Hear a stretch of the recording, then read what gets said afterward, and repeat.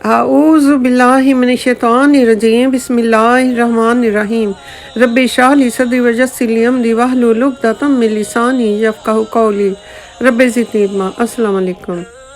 हज़रत इब्राहीम अलैहिस्सलाम को जिस कौम की तरफ नबी बना कर भेजा गया था उनमें हर साल 2 मरतबा ईद का जश्न मनाया जाता था, यानी कि एक रोज़ अरफे के दिन और दूसरा ईद के दिन। रह ये कि उन लोगों के त्यौहार और जश्न का दिन था, सब लोग मेले पर जा रहे थे। उन्होंने हज़रत इब्राहीम अलैहिस्सलाम को साथ ले जाने की भरपूर कोशिश की मगर नाकाम रहे।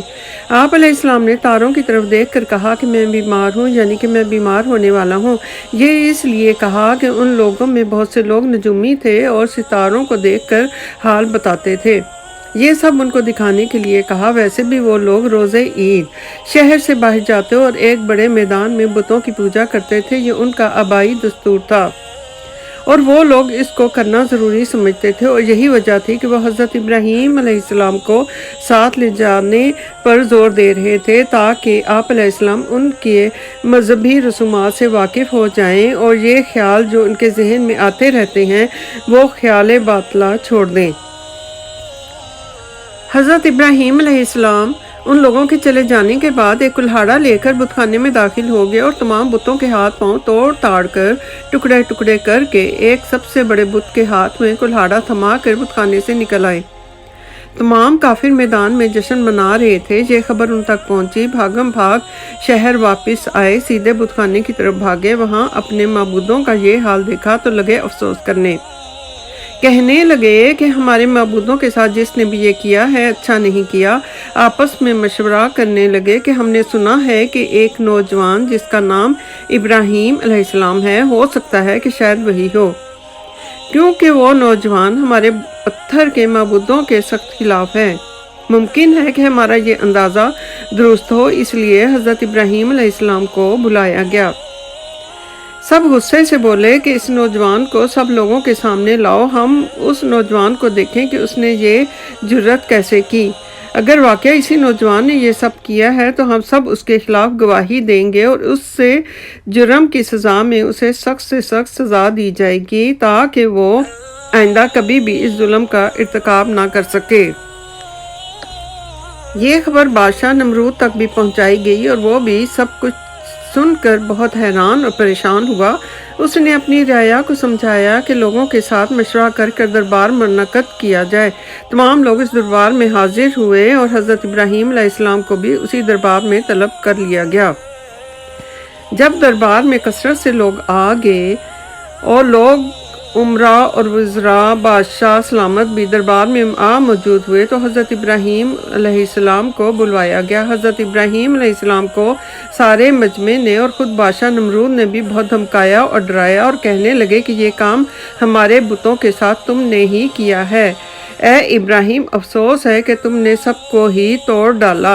आखिर तुमने ऐसा क्यों किया? हज़रत इब्राहीम अलैहिस्सलाम ने अल्लाह रब ताला के हुक्म से कहा कि मैंने उन बुतों को नहीं तोड़ा। करीब से कोई बोला कि मैं गवाही देता हूँ कि ए इब्राहीम, एक दिन तुमने कहा था कि मैं तुम्हारे बुतों की फिक्र करूँगा, शायद ये काम तुम्हारा ही है।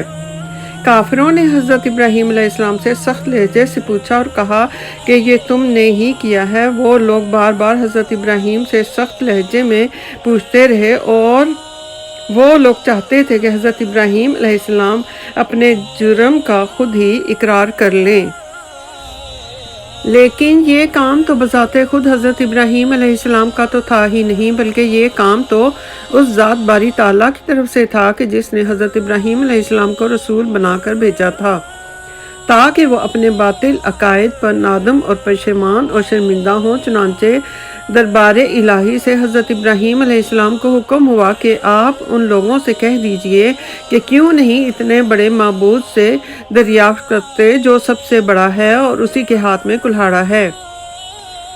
कहा रब ताला ने हज़रत इब्राहीम अलैहिस्सलाम ने उन लोगों को शर्मिंदा करने के वास्ते उनसे कहा कि ये चीज़ मुझसे क्यों दरियाफ्त करते हो? तुम अपने सबसे बड़े माबूद से क्यों दरियाफ्त नहीं करते? अगर वो बोलने पर कुदरत रखते हैं तो वो तमाम माजरा आप लोगों को बताएगा ताकि आप सब उस वाक़े से मुतमईन हो जाएं। उन्होंने शर्मिंदा होकर कहा कि ए इब्राहीम अलैहिस्सलाम, बुत भी कहीं बोलते हैं? ना वो सुनते हैं। نہ وہ حرکت کر سکتے ہیں اور نہ وہ دیکھتے ہیں۔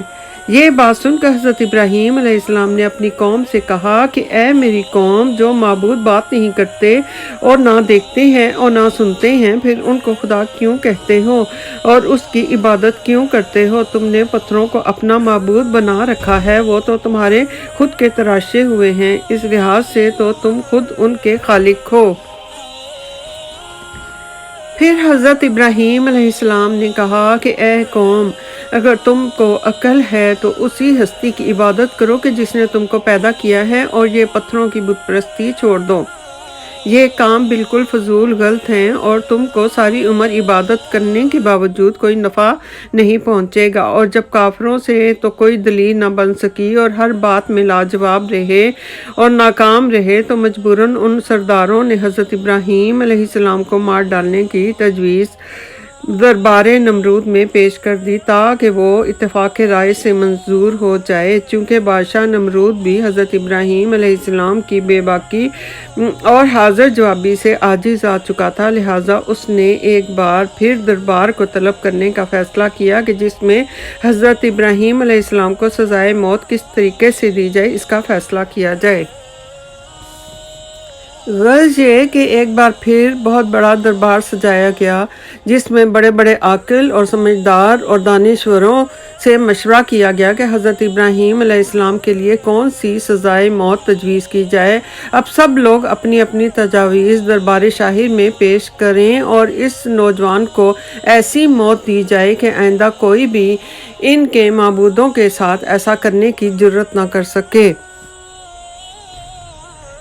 اب یہ کہ دربار میں قوم کے تمام سرداروں نے حضرت ابراہیم علیہ السلام کو سزائے موت دینے کی اپنی اپنی تجویز پیش کی۔ سب سرداروں کی تجاویز پر غور و خوض کیا گیا، لیکن ابھی کسی صحیح نتیجے پر نہ پہنچ سکے تھے کہ ایک بہت ہی ضعیف العمر سردار نے ایک تجویز پیش کی کہ ایسے مجرم کو عام لوگوں کے سامنے سزا دی جائے اور اسے جلا کر مارا جائے۔ اللہ اکبر۔ ربنا آتنا فی الدنیا حسنۃ وفی الآخرۃ حسنۃ وقنا عذاب النار